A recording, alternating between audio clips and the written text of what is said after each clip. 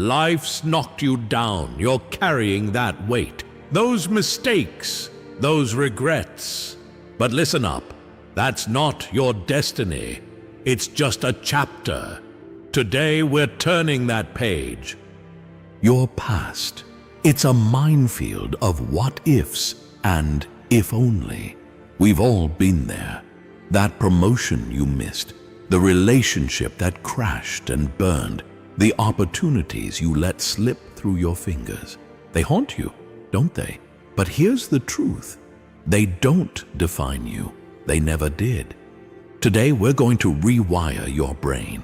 We're going to transform those past failures into fuel for your future. This isn't some feel-good nonsense. This is about forging yourself into the person you're meant to be. Why should you care? Because right now you're fighting with one hand tied behind your back. Your past is holding you hostage, and it's time for a jailbreak. Whether you're 16 or 60, whether you're at the bottom or clawing your way to the top, this is your wake-up call. So are you ready to break free? Are you prepared to turn your scars into stars? Let's dive in and rewrite your story. Weight of the past. Let's get real for a moment. Your past? It's like quicksand. The more you struggle, the deeper you sink. You replay those moments, those failures over and over.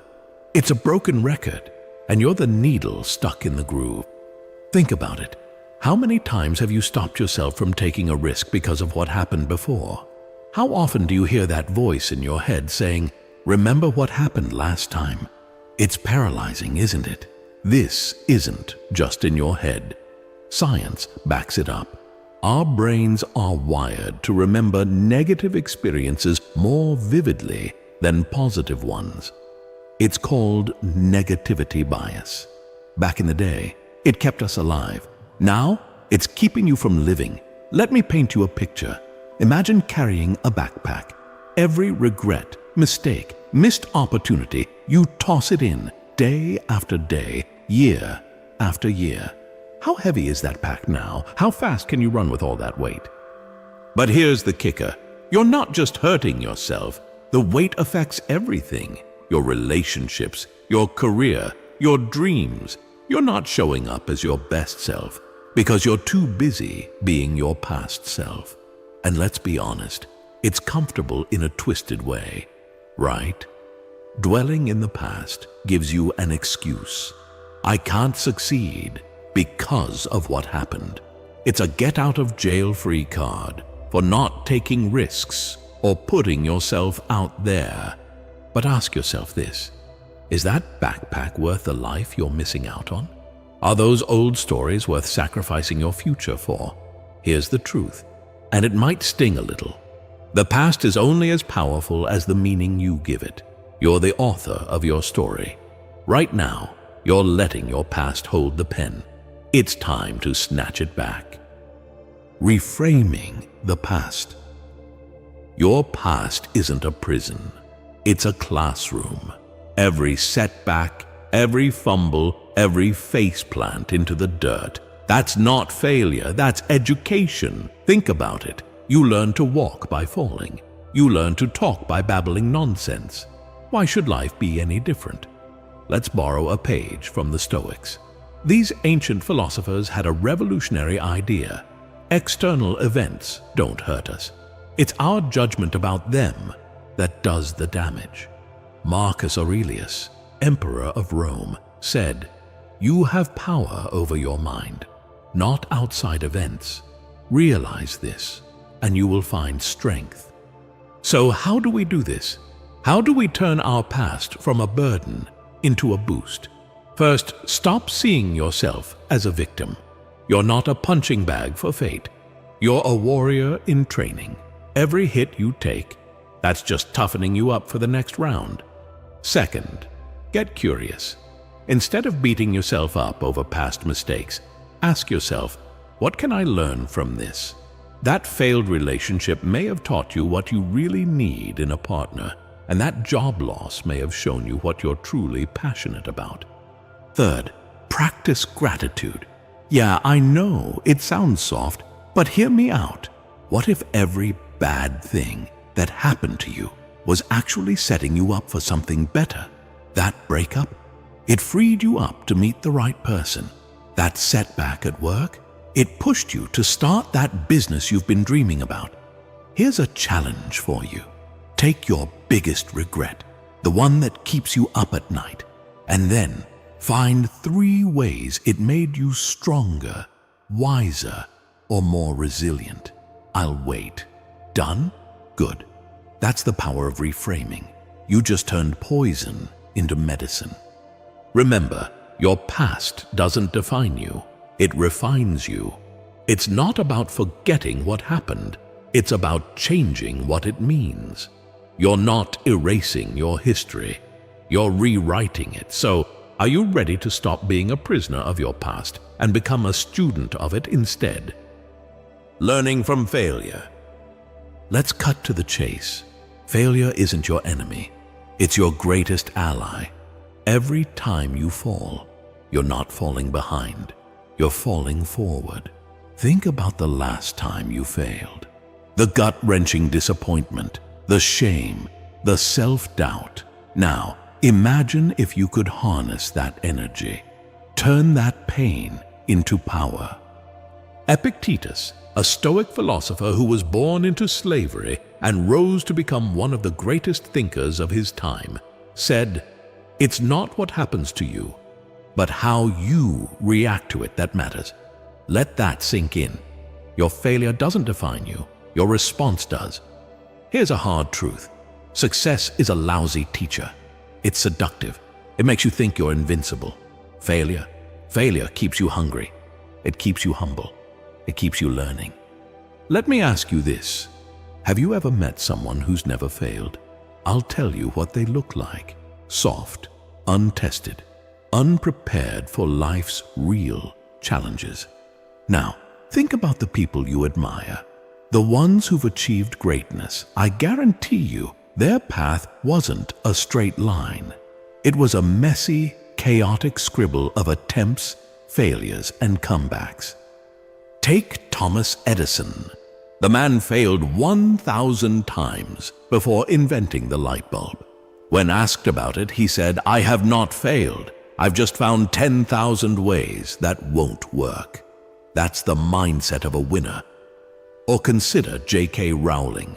Before Harry Potter, she was a broke, divorced single mother on welfare. 12 publishers rejected her first book. Now, she's one of the most successful authors in history. These aren't just feel-good stories. They're blueprints. They show us that failure isn't the opposite of success. It's part of success. So here's what I want you to do. Next time you fail, and you will fail because you're human and you're trying, I want you to celebrate. That's right, celebrate, because you just found a way that doesn't work. You're one step closer to finding what does. Remember, the master has failed more times than the beginner has tried. Every scar you have is a lesson learned, and every setback sets you up for a comeback. Seneca, another Stoic heavyweight, put it this way: difficulties strengthen the mind, as labor does the body. Your failures aren't weakening you. They're forging you into something stronger, something better. So I want you to make me a promise. Next time you fail, instead of beating yourself up, ask yourself these questions. What did this teach me? How can I use this? How did this make me stronger? Because here's the truth. You haven't failed until you quit. Everything else is just learning. So, are you ready to turn your failures into fuel? Are you ready to fall forward? The power of present focus. Listen up. Your power isn't in your past. It's not in your future. It's right here, right now. The present moment. That's your playground. Let's get real. How much time do you spend reliving past mistakes or worrying about future problems? If you're like most people, it's way too much. You're letting life slip through your fingers while stuck in your head. Marcus Aurelius dropped this truth bomb. You have power over your mind, not outside events. Realize this, and you will find strength. The past, it's gone. The future, it's not here yet. All you've got is now. Think about this. Have you ever been so focused on something, a game, a conversation, a task, that time seemed to disappear? That's what psychologists call the flow state. It's when you're fully present, fully engaged. And guess what? It's where peak performance happens. Now, I'm not saying ignore your past or don't plan for your future. I'm saying don't let them ruin your present. Your past doesn't need you. Your future doesn't exist yet. But this moment needs you fully here. Here's a challenge for you. For the next 24 hours, catch yourself whenever your mind wanders to the past or future. Bring it back to now. What do you see? What do you hear? What can you do right now to move towards your goals? Epictetus said, "He is a wise man who does not grieve for the things which he has not, but rejoices for those which he has." Are you fully appreciating what's in front of you? Or are you too busy regretting yesterday and worrying about tomorrow? Let me paint you a picture. Imagine you're driving a car. The windshield is huge, but the rear-view mirror is tiny. Why? Because what's ahead of you is much more important than what's behind you. Your life should be the same way. Here's the thing about focusing on the present. It's where your power lies. You can't change the past. You can't control the future.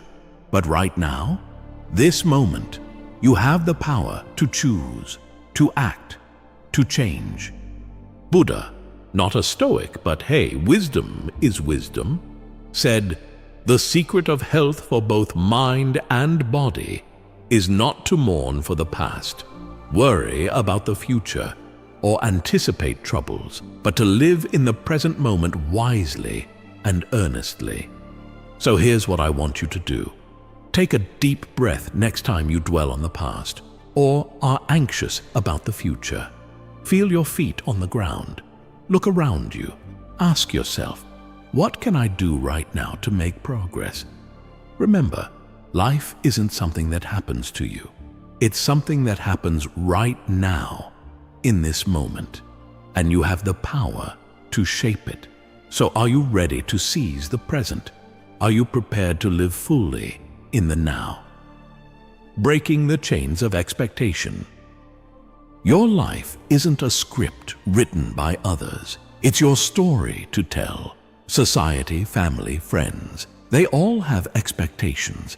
But here's the truth.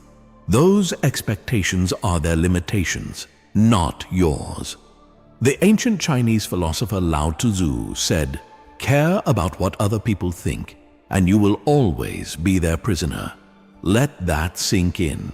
Every time you live up to someone else's expectations, you're locking yourself in a cell of their design. Think about it. How many times have you held back because that's not what people like me do? How often have you silenced your dreams because they didn't fit the mold others created for you? Here's a hard truth. The world doesn't need another carbon copy. It needs you, the real, unfiltered, unapologetic you. Miyamoto Musashi, the legendary Japanese swordsman and philosopher, said, "Do not fear death. Fear instead never beginning to live." Are you truly living if you're constantly trying to meet others' expectations? Challenge every should in your life. Question every supposed to. Are these your goals or someone else's dreams for you? Remember, the path of least resistance leads to a life of quiet desperation. Don't go quietly. Go boldly. Go in the direction that sets your soul on fire, even if it means disappointing a few people along the way. Here's an exercise for you. Write down all the expectations others have of you. Now cross out the ones that don't align with your true self. Feel that. That's the weight lifting off your shoulders. The Buddha said, "The mind is everything. what you think you become. So what do you want to become? A people pleaser living someone else's life? Or the architect of your own destiny? Others' imagination doesn't limit your potential. It's limited by your courage to break free from their expectations. So I ask you, are you ready to shatter the mold? Are you prepared to disappoint a few people to become the person you were meant to be? Because remember, at the end of your life, you won't regret the expectations you failed to meet. You'll regret the life you failed to live. Shape your future. Your future isn't some distant land you'll stumble into. It's a place you create right now with every choice you make. Your past? It's just the raw material. You're the blacksmith, and this moment is your forge. Let's get something straight. Your future isn't written in stone. Your past mistakes or your current circumstances do not dictate it. It's shaped by your actions, your decisions, and, most importantly, your mindset. Seneca, that old Stoic badass, said, "It's not because things are difficult that we dare not venture. It's because we dare not venture that things are difficult." Think about that. How often have you held back because you thought you weren't ready, because you were afraid of failing again? Here's the truth. You'll never be 100% ready. The perfect moment doesn't exist. Your future is built in the trenches of today, through blood, sweat, and relentless forward motion. Imagine this. You're standing at the foot of a mountain. Your past is the valley behind you. Your future is the peak ahead. Now, are you going to stand there, staring at the summit, paralyzed by its height? Or are you going to start climbing, one step at a time? Marcus Aurelius didn't mince words when he said, "You have power over your mind, not outside events. Realize this, and you will find strength." Your future isn't something that happens to you. It's something you happen to. Now, I want you to consider where you want to be in 5 years. Got it? Good. Now here's the million-dollar question. What are you doing today to make that happen?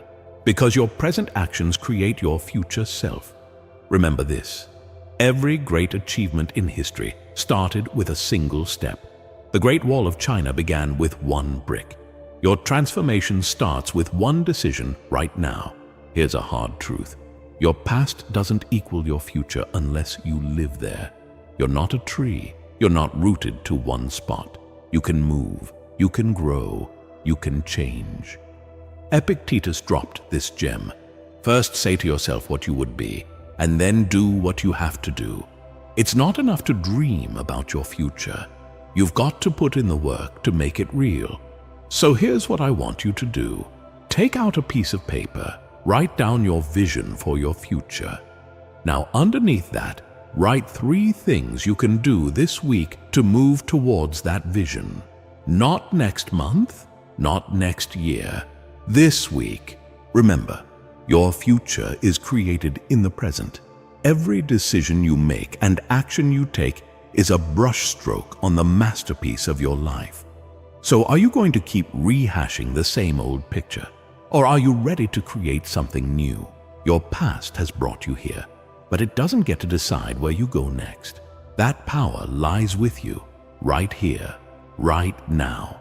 So I ask you, are you ready to forge your future? Are you prepared to become the architect of your destiny? Turning pain into power. That pain you're carrying, it's not a burden, it's rocket fuel. Every scar, setback, and moment that brought you to your knees is all potential energy, and it's time to ignite it.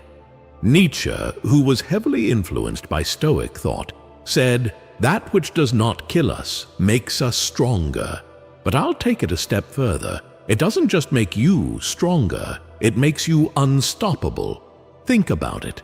Every hardship you've faced has taught you something. Resilience, creativity, grit. These aren't just fancy words. They're weapons you've forged in the fires of adversity. Remember this. The most influential people in history aren't those who've had it easy. They're the ones who've been through hell and come back with a map for others. So here's what I want you to do. Take your biggest pain point, the thing that keeps you up at night. Now, ask yourself, how can I use this? How can I turn this poison into medicine? Not just for myself, but for others. That failed business may become the foundation for a mentorship program. That heartbreak may become the art inspiration that touches others. Your rock bottom could be the bedrock for someone else's breakthrough. This isn't about putting on a fake smile and pretending everything's fine. It's about acknowledging your pain, respecting it, and then using it as a catalyst for growth. Remember, a diamond is just a piece of coal that handles stress exceptionally well. So I ask you, are you ready to stop being the victim of your circumstances and start being the alchemist of your life? Are you prepared to transmute your pain into power? Practical steps. All right, enough philosophy. Let's get our hands dirty. It's time to turn these ideas into action, because knowledge without action is impressive but useless, like a Ferrari without gas. First up is self-reflection. Every night before bed, ask yourself, what did I learn today? How did I grow? What can I do better tomorrow? This isn't just journaling. It's reprogramming your mind to focus on growth, not guilt. Epictetus said, "He is a wise man who does not grieve for the things which he has not, but rejoices for those which he has." So, practice gratitude. Every morning, list 3 things you're grateful for. They can be big or small. This trains your brain to look for the positive, not dwell on the negative. Next, reframe your self-talk. Catch yourself when you say things like, "I always screw up," or "I'll never be good enough." Replace them with, "I'm learning," and "I'm getting better every day." Your words shape your reality. Choose them wisely. Here's a powerful one. Create a failure resume.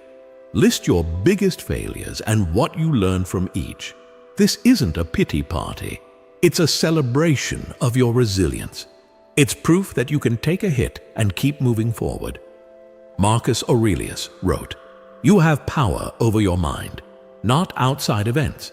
Realize this, and you will find strength." So, practice mindfulness. Set aside 10 minutes a day to breathe and be present. This builds your mental muscle to stay focused on the now, not trapped in the past. Now, let's talk goals. Don't just set them. Reverse engineer them. Want to run a marathon? Start with a 5K. Want to write a book? Start with a page a day. Break big dreams into small, daily actions. Here's a challenge. Do one thing every day that scares you. It doesn't have to be big. It could be speaking up in a meeting or trying a new workout. This will build your courage and prove that you can handle discomfort. Remember, we suffer more often in imagination than in reality, as Seneca said.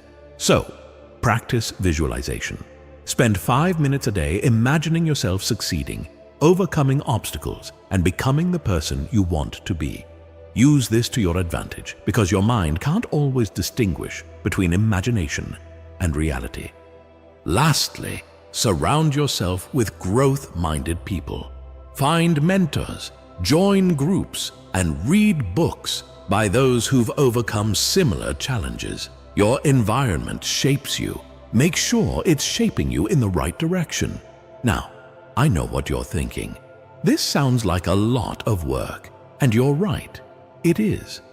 But ask yourself this: is the life you want worth the effort? Are you willing to work to become the person you know you can be? Remember, every master was once a disaster, and every expert was once a beginner. The only difference? They didn't let their past define them. They used it as a launch pad. So, which of these steps will you start with today? Which one resonates with you the most? Because here's the truth. The best time to plant a tree was 20 years ago. The second best time is now. Your future self is watching. What will you show them? Overcoming challenges. Let's face it, this journey isn't going to be a walk in the park. You're going to face obstacles. Doubts will creep in. Old habits will try to drag you back. But remember this, the obstacle is the way. Marcus Aurelius said, "The impediment to action advances action. What stands in the way becomes the way." Think about that. Every challenge you face is an opportunity to prove your strength, to sharpen your skills, and to become even better than you were before. First challenge, the voice in your head. That nagging doubt telling you you're not good enough, that you'll never change. Here's how you silence it. Action. Prove it wrong. Every single day. Remember, you're not your thoughts. You're the one who decides which thoughts to believe. Next up, the comfort zone. It's cozy there, isn't it? But nothing grows in the comfort zone. Seneca nailed it when he said, "It's not because things are difficult that we dare not venture. It's because we dare not venture that things are difficult." So, get uncomfortable. Embrace the suck. That's where growth happens. You'll face setbacks. You'll have days where it feels like you're back at square one. But here's the truth. Setbacks are setups for comebacks. Every time you fall, you learn how to get back up stronger. It's not about never falling. It's about always rising. People around you might not understand. They might try to pull you back to your old self. Epictetus has some wisdom. If you want to improve, be content to be thought foolish and stupid. Their opinion of you is none of your business. Your growth is. There will be days when motivation fails you. That's when discipline kicks in. Motivation is fickle. Discipline is reliable. Build habits that pull you towards your goals, even on your worst days.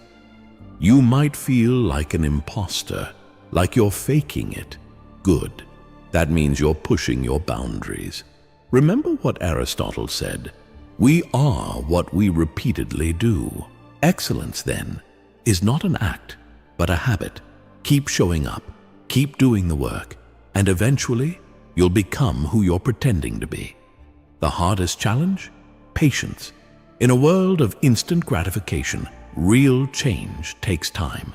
But ask yourself, where will you be in a year if you keep pushing forward? Where will you be if you give up? Here's a powerful exercise.